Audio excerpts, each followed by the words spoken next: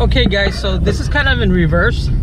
I'm gonna start off this video and see if it got fixed. I already replaced what I'm gonna replace, and let's see if it works. Now when I would hit 60, this car would start shaking like crazy. The back wheel would start shaking uncontrollably. We're gonna hit 60 now, well, actually 62. And it's not shaking anymore. 2 years. 2 years this car's been shaking, guys.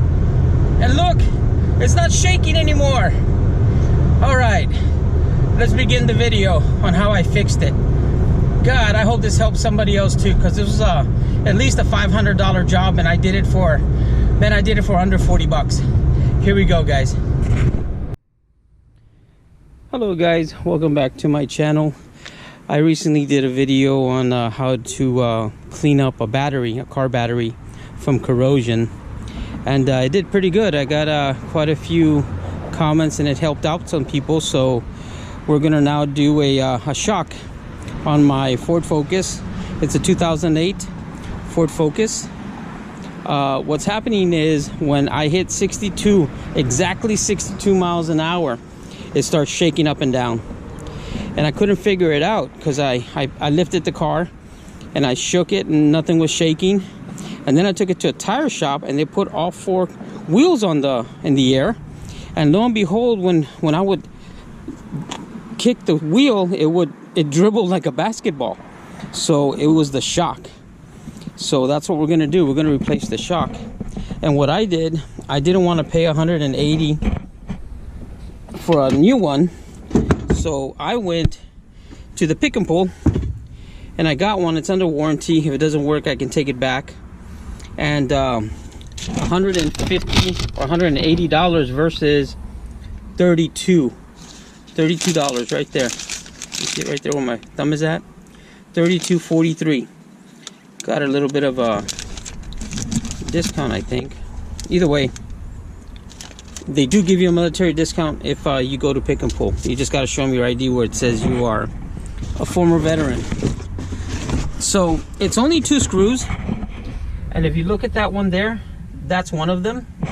This one right here, I'm gonna point at it. It's a 13 millimeter. I know it's an American car, but it is in millimeter. So this is 13 millimeter, and the other bolt that goes to the bottom, that goes into this, is a 15 millimeter, and that's all you need. Now the thing is this, I'm gonna tell you about this in case before I forget, because I might forget. This spins. This top one will spin when you're taking off the lug nut. It rotates, so you're gonna have to hold it up here with, like, you're gonna have to pinch it with some pliers or something. It holds it like that, and then you put the bolt back on or take it off, either or. Now it looks to me like it's a little bit hexagon, or maybe it was me when I took it off and I pinched it with the it wasn't a crescent wrench, I forget what it's called, but it's like vice grips, vice grips. And I put it on the tip like that, and then I was able to unscrew that. But that's how easy this is to take off. And I'll just show you a little bit of the process of how it's done, and save yourself a lot of money, man. But the first things first, I'm gonna loosen that one up on top because all the weight is on the bottom of the car. Then I'm gonna jack up the car and I'll loosen the bottom one, and it should just come right out. And I'll show you how that happens. And I'm gonna show you, in case you don't understand what I meant by this is gonna turn. If you just turn this, look at the top, how it turns with it. See how this turns as well? So it doesn't work. If the whole thing is spinning, you're never gonna be able to loosen it. So you're gonna have to put pressure up here so that it doesn't turn. So again, I know I'm repeating myself and it's kind of boring, but sometimes people don't get it. So what I did is I wedged that wrench right there, and now I'm going to turn this, and you can see how the top doesn't turn, but the bottom does. And we're loosening that screw ever so little. And some people do it with torque, or those machines, you know, the air guns, whatever you call it.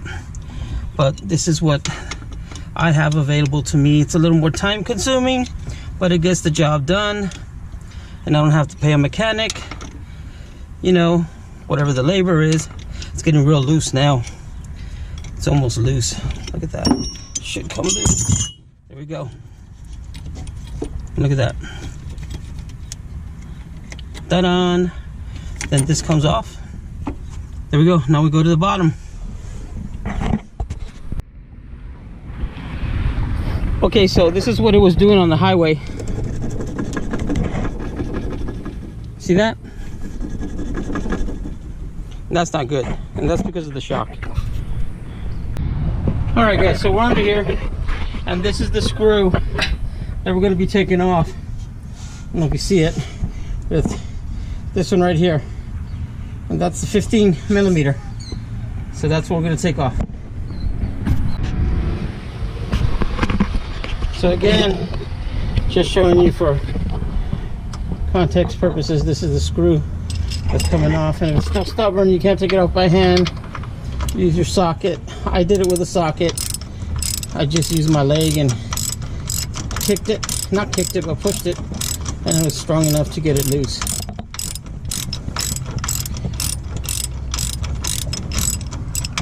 Is it loose enough now? Yeah, it is. So when this comes off, this shock is going to just drop. I'm trying to do it with one hand. I'm holding it with my fingertips. The back side, there we go. See, the whole thing just falls. There it is. And I was able to actually, without taking off the tire, I was able to take it off. Here it is. That's the old one right there. Okay. So lastly, I want to show you, this is the one I just took out, and watch this. When I push it down, it doesn't even come back up at all. Look at that. It stayed down. Now the one I got from the pick and pull junkyard, when I push down on this, it'll slowly, do you see it? It's coming back up. It's coming back up. I'm not doing it myself. See, it's coming back up on its own. And that's what it should do.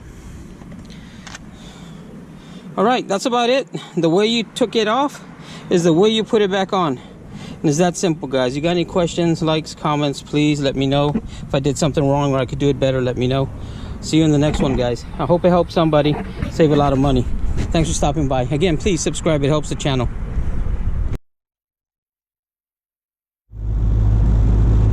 So there's a reunion tower. Very, very nice. There's the Capitol, or not the Capitol, but the I forget what the building is, but right there where that stand, that's where Kennedy got assassinated. Check out over here to the right. We have the arches. You can see the glare of the sun. Now we're kind of in the sun, but there's the arches right there. Pretty. And to the right there is the jail. Very close to each other. And that's going to be about it for downtown. I'm going somewhere to buy some food. I might show it. We'll see. All right.